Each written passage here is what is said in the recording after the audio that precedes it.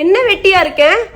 இன்னில இருந்து நான் பண்ற ஒரு வேலைக்கும் லிஸ்ட் போட்டு கொடுக்குறேன். அதுக்கு எனக்கு சம்பளம் வேணும். டெய்லி இவ்வளவு பாத்திரம் கழுவுறேன்ல, இதுக்கு 150 ரூபாய். டெய்லியும் அழுக்கு துணி எல்லாம் துவைக்கிறேன்ல, அதுக்கு 40 ரூபாய். காய போடுறதுக்கு 40 ரூபாய்.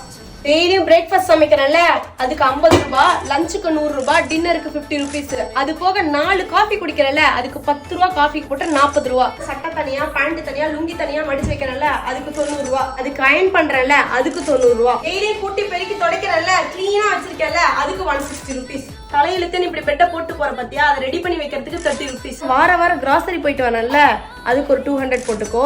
இதெல்லாம் கால்குலேட் பண்ணு. எவ்வளவு வருது ஒரு நாளைக்கு? 910. ஓகே, அப்ப 30 நாளைக்கு மாசம் 28,100 வந்து என் அக்கௌண்ட்டுக்கு கிரெடிட் ஆகணும். Plus GST. ஏய், ஜிஎஸ்டி எதுக்கு? ஜிஎஸ்டி வந்து குட்ஸ் அண்ட் சர்வீசஸ் டாக்ஸ். ஆமா, நான் குட் வைஃப். உங்களுக்கு வேணும்ன்ற சர்வீஸ் எல்லாம் பண்றேன்ல, அப்ப அதெல்லாம் சேர்த்து தான் பே பண்ணணும்.